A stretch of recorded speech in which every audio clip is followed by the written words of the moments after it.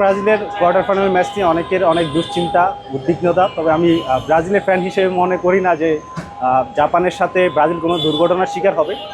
যদিও জাপান অনেক ভালো টিম, আন্ডারডগ একটা টিম, যারা গত আসরে জার্মানির মতো বড় টিমকে টুর্নামেন্ট থেকেই বিদায় করে দিছে।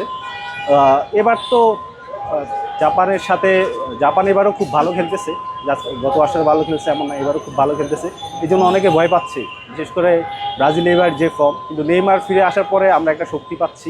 তাছাড়া রাফিনিয়ার ইনজুরি পড়ার পরে আমাদের যে দুশ্চিন্তা ছিল যে রাইট উইংটা আমরা কীভাবে সামলাবো, আমাদের নতুন প্লেয়ার রায়ান যদিও অনেক জুনিয়র, বয়স কম, অভিজ্ঞতা কম, বাট লাস্ট ম্যাচে সে স্কটল্যান্ডের সাথে যে পারফরমেন্স দেখাইছে, ধারাবাহিকতা যদি ধরে রাখতে পারে, আশা করি জাপান ম্যাচে ব্রাজিল খুব ভালো খেলবে এবং ডমিনেট করে জাপানকে হারাবে।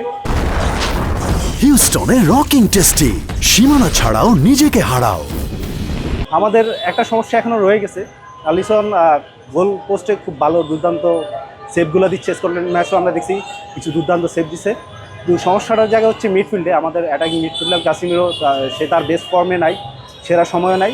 তো ওই জায়গাটায় হচ্ছে কিছুটা দুশ্চিন্তা রয়ে গেছে। বাকি সব জায়গায় যেহেতু নেইমার ফিরছে, রায়ানও ভালো খেলতেছে, এনরিককে কিছু ম্যাচ টাইম দেওয়া উচিত। আমি মনে করি কুনিয়ার পর হচ্ছে এনরিককে আরেকটু বেশি সময় দিলে ব্রাজিল আরও ভালো খেলবে এবং আমি আশা করি কোয়ার্টার ফাইনাল না, এটা নক আউটের ম্যাচ, নক আউটে হচ্ছে জাপানের সাথে ডমিনেট করে জিতবে এবং হচ্ছে ব্রাজিল রাউন্ড অফ 16-এ জায়গা করে নেবে। ডিফেন্সে কিছুটা ঝামেলা এখনও রয়ে গেছে। গত আসরেও আমরা দেখছি যে ব্রাজিল আসলে যে ভুলগুলো করছিল ডিফেন্সের কারণে। এবারে ডিফেন্স যে অনভিজ্ঞ এমন না, আমাদের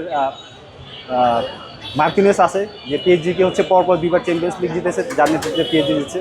তো সে যদি তার জায়গাটা ডিফেন্স হয়, তার নেতৃত্বে ডগলাস সান্তোস আছে, দানিলো দুর্দান্ত ফর্মে আছে, সে যদি তার জায়গাটা হচ্ছে ঠিকঠাক কমান্ডে রাখতে পারে, বাকিদের হচ্ছে তার নেতৃত্বে ধরে রাখতে পারে, তাহলে আশা করি ডিফেন্সটাও ভালো করবে।